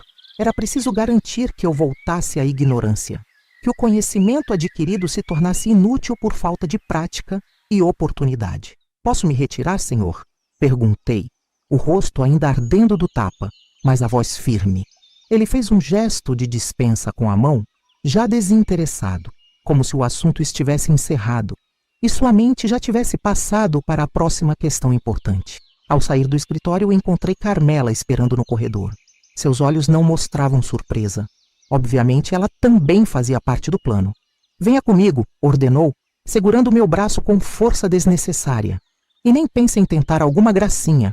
Enquanto me conduzia pelos corredores da casa grande em direção ao quarto dos fundos onde ficaria confinada, uma única certeza crescia dentro de mim. Não importava para onde me mandassem. Não importava quão duro fosse o trabalho ou quão vigilantes fossem meus novos captores. Eles podiam controlar meu corpo, mas não mais minha mente. A menina que valia 2 galinhas estava prestes a descobrir que a verdadeira prisão não é feita de paredes, mas de ignorância. E dessa prisão, graças a Juvenal, eu já havia escapado. O quarto dos fundos era pouco mais que um depósito. Sem janelas, apenas uma pequena fresta sob a porta permitia a entrada de uma faixa estreita de luz. O ar era pesado, cheirando a mofo e produtos de limpeza. Um catre velho foi trazido para que eu pudesse descansar durante a noite, mas o sono estava longe de meus pensamentos. Sentei-me no canto mais distante da porta, abraçando os joelhos contra o peito, tentando organizar a tempestade de emoções que me consumia. Raiva, medo, desespero e, surpreendentemente, uma centelha de determinação que se recusava a se apagar. Horas se passaram. Ouvi os sons da casa se acalmando gradualmente, portas se fechando, vozes diminuindo, passos se afastando. A noite caiu completamente e com ela veio o silêncio opressivo da escuridão. De tanto em tanto, escutava os passos de alguém do lado de fora, provavelmente Zeca ou algum outro empregado designado para garantir que eu não escapasse. De repente, um ruído diferente, leve, quase imperceptível como o arranhar de um rato. Então, um sussurro urgente através da fresta sob a porta. Teresa, você está aí? Reconheci imediatamente a voz de Juvenal. Meu coração disparou enquanto me arrastava rapidamente até a porta, deitando-me no chão para aproximar minha boca da fresta. Juvenal, como... Ouvi os empregados cochichando. Disseram que você vai ser mandado embora amanhã. A urgência em sua voz era palpável, misturada com uma raiva contida que nunca havia notado antes. É verdade, confirmei, mantendo a voz o mais baixa possível. Seu pai me manda para a fazenda do seu tio no Triângulo. Por quê? O que aconteceu? Sua mãe descobriu sobre as aulas. Eles queriam saber quem estava me ensinando. Um breve silêncio. Você contou? Perguntou ele. Atenção evidente mesmo através daquele fino espaço entre a porta e o chão. Claro que não. Respondi quase ofendida com a pergunta. Disse que aprendi sozinha. Ouvi seu suspiro de alívio, seguido por uma exclamação abafada de frustração. Isso é absurdo, vou falar com meu pai agora mesmo. Não, supliquei. Só vai piorar as coisas. Eles estão determinados a me mandar embora. E se você se envolver, vão saber que menti para protegê-lo. Mas não podemos deixar isso acontecer, insistiu ele. Tenho um plano. Vou tirá-la daqui esta noite. A proposta era tão inesperada que por um momento fiquei sem palavras. Como? Perguntei finalmente. Tenho as chaves da despensa. A porta dos fundos dá para o pomar. Posso distrair o vigia enquanto você escapa. Um amigo meu da faculdade tem uma chácara perto de Campinas. Podemos ir para lá e depois... Juvenal, interrompi, percebendo a loucura daquele plano nascido do idealismo juvenil. Pense bem, seu pai é um homem poderoso. Eles nos encontrariam em questão de dias. E então o quê? Você seria forçado a voltar. E eu nem ousei completar a frase. Não pode ser pior do que o que já planejam para você, argumentou ele, a voz tremendo de emoção. Na fazenda do meu tio, você vai trabalhar até a exaustão, sem chance de usar o que aprendeu, sem futuro. Suas palavras perfuraram meu coração porque continham a verdade que eu já conhecia. Mas havia algo mais, algo que ele, em sua juventude privilegiada, ainda não compreendia. Juvenal, pense em quem somos, disse, lutando contra as lágrimas que ameaçavam me sufocar. Você é o filho do Dr. Arlindo Mendonça. Eu sou a menina que foi trocada por 2 galinhas. Nossos mundos nunca foram feitos para se encontrar, exceto como patrão e empregada. Isso não importa para mim, insistiu ele, com a convicção apaixonada da juventude. Mas importa para o mundo, respondi, com a sabedoria amarga que a vida me ensinara cedo demais. E o mundo é mais forte que nós dois. Ouvi um som abafado, como se ele tivesse encostado a testa contra a porta em frustração. Então é isso? Você simplesmente aceita? Depois de tudo que aprendeu, de tudo que conquistou? A pergunta me atingiu como um desafio. Era verdade. Por que estava me conformando tão facilmente? Não havia lutado tanto para aprender, para crescer, para me tornar mais do que as circunstâncias de meu nascimento determinaram? Não, respondi, uma nova resolução firmando-se em minha voz. Não aceito. Mas também não vou arrastar você para uma fuga que só traria desgraça para nós dois. O que vai fazer então? Respirei fundo, organizando pensamentos que até aquele momento eram apenas sentimentos confusos. Vou embora amanhã, como eles planejam. Vou para a fazenda do seu tio, mas não ficarei lá para sempre. Vou continuar aprendendo, mesmo que tenha que fazer isso escondida. Vou economizar cada centavo que puder. E um dia, vou sair daqui por meus próprios meios, com minhas próprias forças. O silêncio que se seguiu tinha um peso diferente. Não era mais desespero, mas algo próximo do respeito. Quero ajudar, disse ele finalmente. Já ajudou, respondi com sinceridade. Me ensinou a ler. Me mostrou que existe um mundo além destas paredes. Me deu uma ferramenta que ninguém pode tirar de mim, não importa onde me mandem. Não é o suficiente. É mais do que qualquer outra pessoa já fez por mim, assegurei. Ouvi passos se aproximando no corredor e congelei. Alguém está vindo? Sussurrei urgentemente. Vá, Teresa, Vá, insisti. E prometa que não fará nada impulsivo. Continue seus estudos, torne-se médico. É o que você nasceu para ser. Os passos estavam cada vez mais próximos. Prometo que vou te encontrar um dia, declarou ele em um tom que não admitia dúvidas. Não importa quanto tempo leve. Antes que eu pudesse responder, percebi que ele havia se afastado. Segundos depois, a porta do depósito se abriu abruptamente, revelando o rosto severo de Zeca, o capataz. Quem estava aqui? Exigiu saber, segurando um lampião que lançava sombras fantasmagóricas pelas paredes descascadas.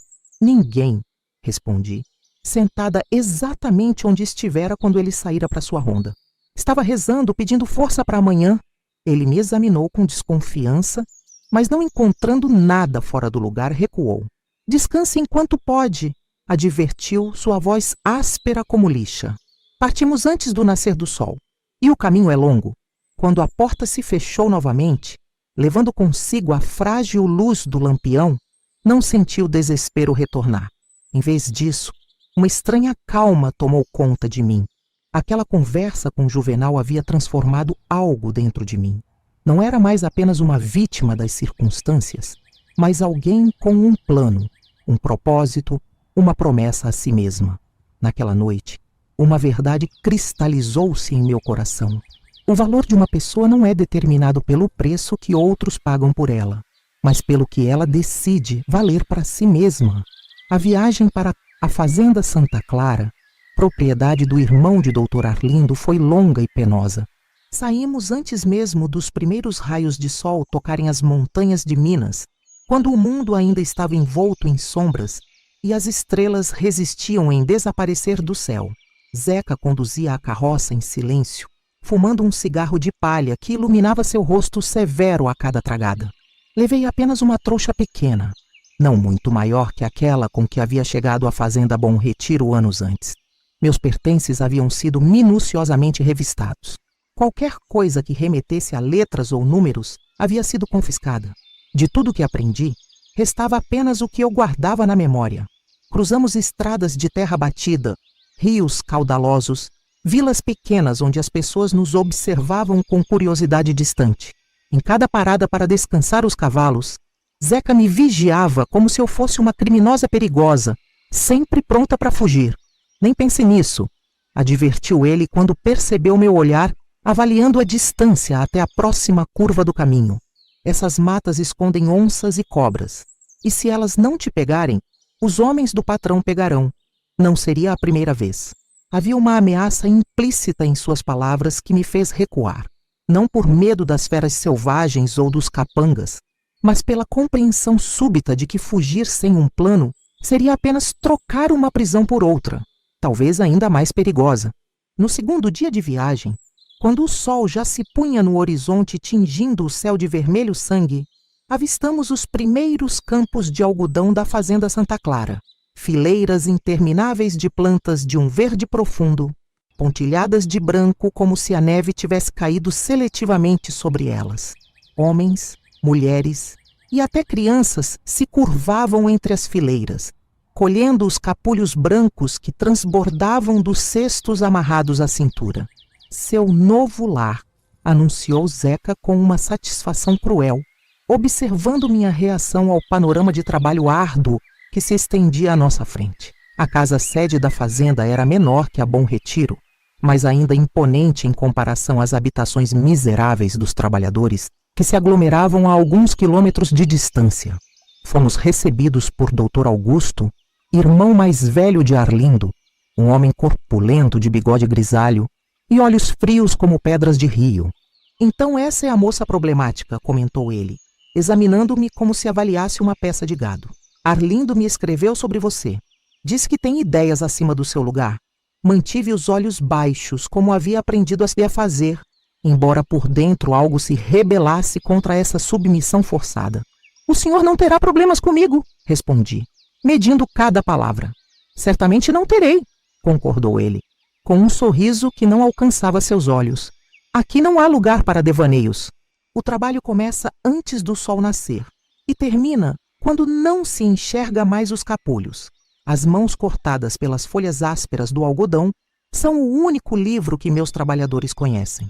Naquela mesma noite, após uma refeição simples de angu e couve servida na cozinha dos empregados, fui conduzida ao alojamento das mulheres solteiras, um galpão comprido com dezenas de esteiras espalhadas pelo chão de terra batida. O ar era pesado, misturando o cheiro de suor, feijão cozido e o odor acre do algodão recém-colhido. As mulheres me observavam com desconfiança, avaliando a novata que chegava de outra fazenda. Algumas tinham olhares opacos pela exaustão. Outras exibiam uma curiosidade hostil.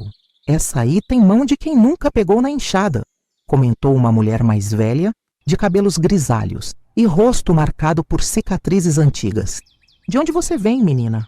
Da fazenda Bom Retiro, respondi, procurando um espaço vazio para colocar minha trouxa.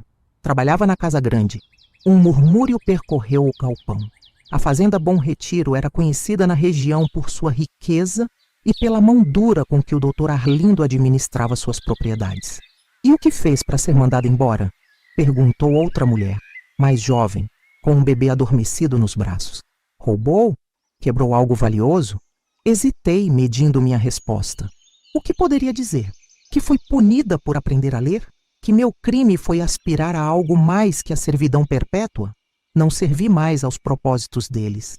Respondi finalmente. A mulher mais velha riu, um som áspero como folhas secas. Aqui todo mundo serve a um propósito, menina, até quebrar. Depois, são descartados como ferramentas velhas. Naquela primeira noite, deitada numa esteira estreita, ouvindo a respiração pesada de dezenas de mulheres exaustas pelo trabalho, permiti-me chorar silenciosamente. Não por autocomiseração, mas pela magnitude do desafio que havia assumido. Como poderia manter minha promessa de escapar daquela vida, quando tudo ao meu redor era projetado para exaurir não apenas o corpo, mas também o espírito? O amanhecer chegou rápido demais, anunciado pela sineta estridente que convocava todos para mais um dia de labuta. Levantei-me junto com as outras mulheres, lavei o rosto na água fria da bacia comunitária e recebi meu cesto para a colheita. Os campos de algodão se estendiam até o horizonte como um mar branco esverdeado. Ao meu lado, uma menina de não mais que 8 anos ajustava seu próprio cesto à cintura com a destreza de quem já conhecia bem aquele movimento. "Primeira vez?" perguntou ela, notando minha hesitação. Assenti, tentando imitar a maneira como ela amarrava o cesto. "As pontas das folhas cortam como navalha", advertiu ela, mostrando-me as próprias mãos calejadas e marcadas por cicatrizes finas. "Depois do 3º dia não dói tanto. A pele endurece." Segui sua orientação sobre como colher os capulhos sem ferir demais os dedos, agradecida pela pequena bondade em meio à hostilidade generalizada. No final daquele primeiro dia, minhas mãos estavam em carne viva, sangrando em diversos pontos onde as folhas afiadas haviam rasgado a pele. Meu cesto, menos cheio que os das outras colhedoras, rendeu-me olhares de desaprovação do capataz e a ameaça de redução na já minguada ração diária.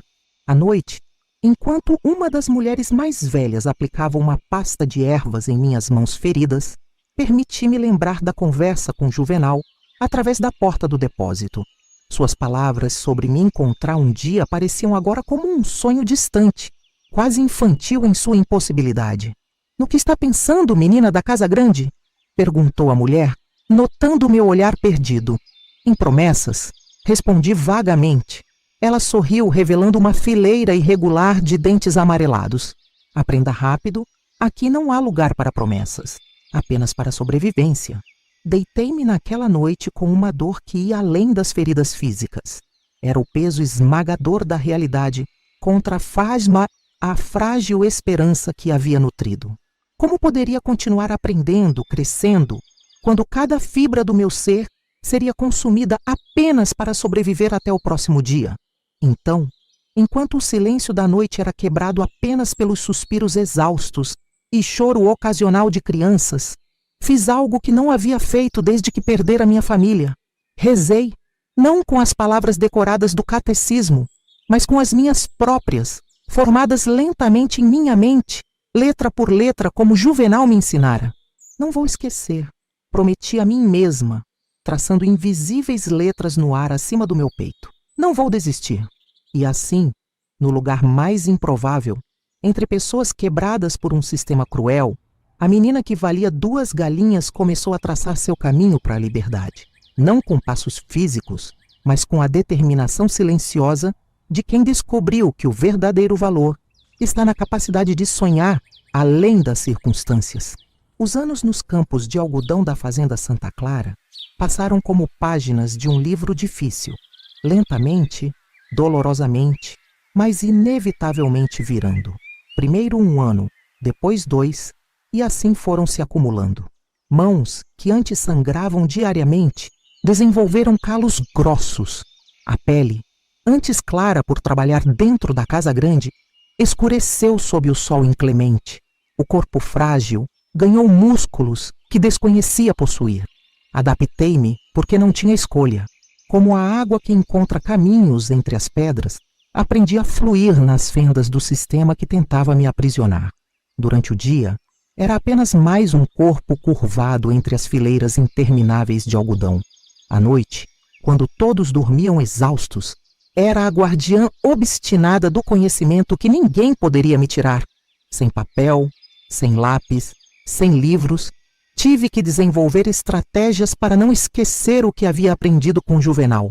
Na terra úmida, perto do riacho onde lavávamos roupas aos domingos, traçava letras e palavras com um graveto, apagando-as rapidamente após memorizar seu formato. Nas noites sem lua, desenhava o alfabeto nas costas de outras mulheres que, como eu, ansiavam por algo além da existência embrutecedora que levávamos. Para que serve isso? Perguntou-me certa vez Conceição, uma moça mais jovem que eu, enquanto eu traçava palavras em suas costas suadas após um dia nos campos. Ler não enche barriga nem alivia dor. Serve para lembrar que somos gente, respondi simplesmente. Gente com pensamentos que vão além destes campos. Com o tempo, formou-se um pequeno grupo de mulheres que se reuniam em segredo, não para conspirar contra os patrões. Isso seria suicídio, mas para aprender. Alfabetizei 6 mulheres e 3 crianças durante aqueles anos. Nossos livros eram as histórias que contávamos umas às outras, nossas canetas eram os dedos calejados, nosso papel era a memória coletiva que cultivávamos como tesouro precioso. Dr. Augusto nunca soube dessas aulas clandestinas. Para ele, eu era apenas uma trabalhadora silenciosa que cumpria sua cota diária sem causar problemas. Aos olhos do poder, me tornei invisível e nessa invisibilidade encontrei espaço para crescer. No 4º ano na Fazenda Santa Clara, veio a oportunidade que eu tanto esperava. A esposa do Dr. Augusto, Dona Hermínia, procurava uma empregada para trabalhar na casa-sede. A anterior havia partido para se casar com um comerciante de uma vila próxima. Entre as mulheres dos campos, poucas tinham experiência com o serviço doméstico. Trabalhei na casa grande da Fazenda Bom Retiro por anos. Mencionei casualmente para a supervisora quando soube da vaga. Sei cozinhar, limpar, passar, cuidar de crianças. Não mencionei que também sabia ler e escrever. Algumas habilidades são mais valiosas quando mantidas em segredo. Assim, aos 22 anos, deixei os campos de algodão para retornar ao ambiente doméstico. Minhas mãos, mesmo após semanas de ungüentos e cuidados, nunca voltaram a ser macias. A pele permaneceu grossa, marcada por cicatrizes finas como linhas de um mapa, o mapa da minha própria história. A vida na casa-sede era incomparavelmente mais fácil que nos campos, mas também mais vigiada. Dona Hermínia era uma mulher detalhista e exigente. Tinha olhos de lince para a menor imperfeição. Uma mancha na toalha de mesa, um grão de poeira no aparador, uma flor fora de lugar no arranjo do centro da sala. Mas, diferentemente de Dona Eugênia, não era cruel. Era apenas uma mulher que compensava sua própria insignificância no casamento, controlando obsessivamente seu pequeno reino doméstico. Foi nas estantes da biblioteca raramente usada que encontrei meu verdadeiro tesouro. Enquanto espanava os volumes empoeirados que o Dr. Augusto mantinha mais por ostentação que por interesse, descobri que podia ler alguns títulos quando estava sozinha. Primeiro, apenas algumas páginas roubadas durante a limpeza, depois capítulos inteiros nas noites em que os patrões saíam para jantares ou festas. Lia tudo: romances, história, geografia, até mesmo os livros de contabilidade da fazenda que encontrei no escritório. Foi nos números das colheitas, nas anotações sobre vendas e compras, que comecei a entender verdadeiramente o sistema que sustentava aquelas fazendas. Vi como nosso trabalho gerava riqueza que nunca chegava às nossas mãos, como éramos mantidos exatamente no limiar entre a sobrevivência e a fome, garantindo nossa dependência perpétua. Compreendi também algo que mudaria minha vida. O mundo estava mudando. Nos jornais que o Dr. Augusto recebia da capital, li sobre novas leis trabalhistas, sobre sindicatos, sobre direitos que nunca soubemos que poderíamos ter. O Brasil da década de 1960 não era mais o mesmo país em que eu havia crescido. No 6º ano de minha estadia na Fazenda Santa Clara, tomei a decisão que havia adiado por tanto tempo. Usando os conhecimentos adquiridos e algumas economias guardadas, moedas insignificantes escondidas durante anos em uma lata enterrada sob a mangueira, planejei minha partida. Não foi uma fuga dramática no meio da noite. Foi uma saída calculada, pensada, preparada durante meses. Primeiro, estabeleci contato com uma prima distante de uma das cozinheiras, que trabalhava como doméstica em Ribeirão Preto. Através dela, consegui a promessa de um lugar para ficar e possivelmente um trabalho. Então, num domingo após a missa, que os patrões faziam questão que frequentássemos para salvar nossas almas, apresentei meu pedido formal de dispensa a Dr. Augusto. "Quero ir embora, senhor", disse simplesmente enquanto ele fumava seu charuto na varanda. "Tenho parentes em Ribeirão que precisam de mim. Ele me olhou como se eu tivesse anunciado que pretendia voar até a lua. Você não é livre para ir e vir como bem entender, menina? Respondeu, soltando uma baforada de fumaça. Meu irmão a colocou sob minha responsabilidade. Com todo respeito, senhor, insisti, mantendo a voz calma apesar do coração acelerado. Não sou propriedade do seu irmão nem sua. A escravidão acabou há quase um século. O charuto quase caiu de sua boca. Nunca, em 6 anos, eu havia falado daquela maneira. Aos seus olhos, eu era apenas a empregada silenciosa e eficiente, sem opiniões ou desejos próprios. Quem colocou essas ideias na sua cabeça? Perguntou, a voz baixa e perigosa. Ninguém, senhor. Aprendi sozinha, como aprendi a ler e escrever, mesmo quando tentaram me impedir. O silêncio que se seguiu foi como o momento antes de uma grande tempestade, carregado de eletricidade e promessa de destruição. Mas eu estava preparada. Na pior das hipóteses, fugiria naquela mesma noite. Na melhor, sairia com a dignidade de quem conhecia seus direitos. Para minha surpresa, ele começou a rir. Não uma risada cruel, mas genuinamente divertida. Você é igual à sua mãe, disse ele, deixando-me completamente atônita. A mesma teimosia, o mesmo olhar desafiador.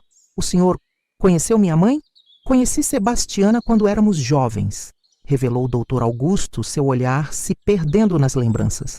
Antes dela se casar com seu pai, antes de eu me tornar isto, gesticulou vagamente ao redor, indicando a fazenda, sua posição, tudo o que representava.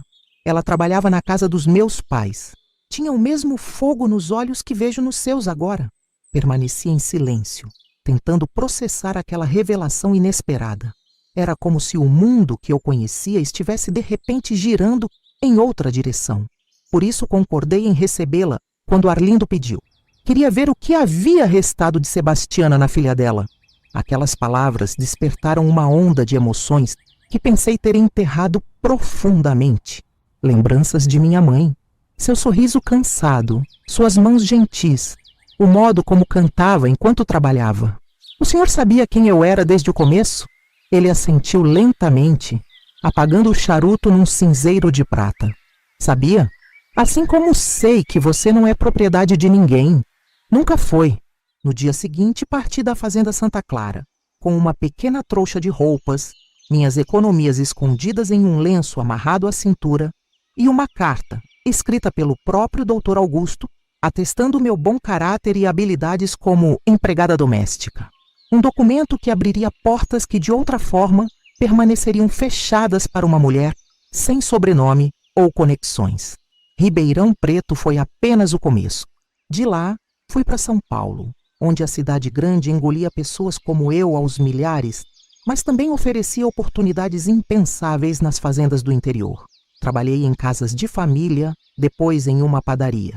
E finalmente consegui um emprego como auxiliar em uma pequena escola primária, onde minha alfabetização, antes motivo de punição, tornou-se meu maior trunfo. À noite, frequentava o supletivo. Aos finais de semana, devorava livros emprestados da pequena biblioteca do bairro.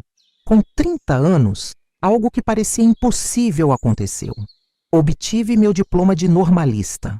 Eu, Teresa Maria de Jesus, a menina trocada por 2 galinhas, tornei-me professora. Minha primeira classe foi em uma escola da periferia, onde muitas crianças vinham de famílias como a minha, deslocadas, fragmentadas, lutando para sobreviver nas margens da sociedade. Ali encontrei meu verdadeiro propósito. Cada letra ensinada, cada palavra formada por aquelas crianças era uma pequena vitória contra o sistema, que tentara me manter na ignorância. Os anos passaram. O Brasil mudou, eu mudei, o mundo mudou. Ditadura, redemocratização, novas constituições, novos direitos. Envelheci ensinando sempre com a mesma paixão do primeiro dia. Nunca me casei, nunca tive filhos biológicos, mas centenas de crianças passaram por minhas mãos, carregando um pedaço do conhecimento que eu lutara tanto para conquistar. Em 1997, já com os cabelos grisalhos e as mãos marcadas tanto pelo trabalho nos campos, quanto pelo giz das salas de aula, recebi uma correspondência inesperada. O envelope tinha o timbre de um hospital renomado da capital, e dentro dele, uma carta manuscrita. Prezada senhorita Teresa Maria de Jesus, talvez não se lembre de mim. Meu nome é Juvenal Mendonça, filho de Arlindo e Eugênia Mendonça, da fazenda Bom Retiro. Por décadas tenho procurado notícias suas, sem sucesso. Somente agora, através de uma incrível coincidência, uma paciente minha que foi sua aluna há anos, consegui seu endereço. Gostaria imensamente de reencontrá-la, se assim permitir. Tenho muito a lhe dizer e mais ainda a lhe agradecer. Aguardo sua resposta, Dr. Juvenal Mendonça. O encontro aconteceu num café no centro de São Paulo. Ele, um senhor respeitável de meia idade, diretor de um hospital beneficente. Eu, uma professora aposentada que dedicara a vida a ensinar aqueles que, como eu, um dia, não tinham acesso ao conhecimento. Nunca acreditei que havia fugido. Foram suas primeiras palavras, depois dos cumprimentos formais. Conhecia você bem demais para acreditar naquela história. Sua mãe era muito convincente, respondi, observando as marcas que o tempo deixara em seu rosto. Antes tão jovem em minhas lembranças. Ela confessou tudo, anos depois, no leito de morte. Pediu perdão pelo que fizera com você. E você perdoou? Ele hesitou, como se nunca tivesse considerado realmente aquela questão. Não era meu perdão para dar, respondeu finalmente. Era o seu. Ficamos em silêncio por um momento, as décadas que nos separavam pesando entre nós como um rio largo demais para atravessar. Você cumpriu sua promessa, comentei finalmente. Tornou-se médico, e você a sua, replicou ele com um sorriso suave. Nunca desistiu.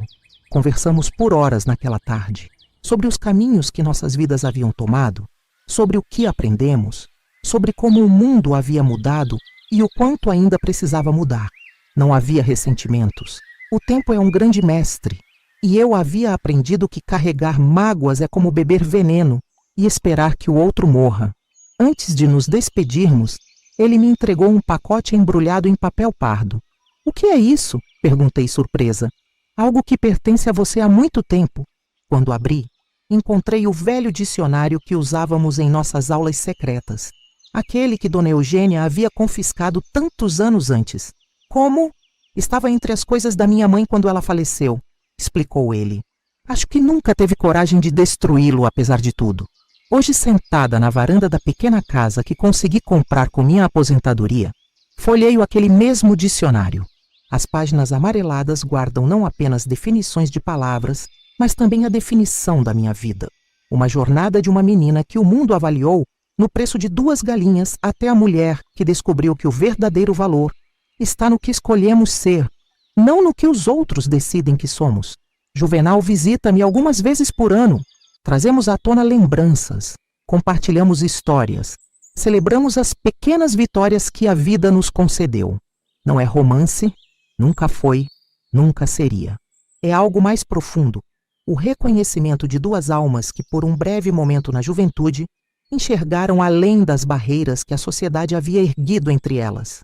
Quando as crianças do bairro vêm me visitar, filhos e netos de ex-alunos que ainda me chamam carinhosamente de Professora Teresa, conto-lhes histórias.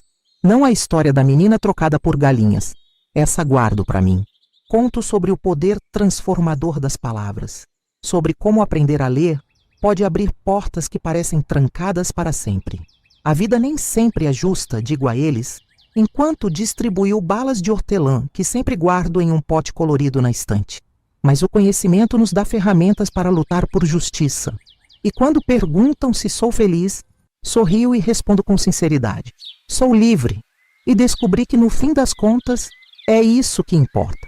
Porque a menina que valia 2 galinhas descobriu, ao longo de décadas de luta e aprendizado, que seu valor real nunca poderia ser medido por outros, apenas por ela mesma. E esse, talvez, tenha sido o aprendizado mais valioso de todos. Quando as cigarras cantam forte no calor da tarde, como cantavam naquele dia distante em que deixei o sítio da minha tia, ainda sinto um aperto no peito.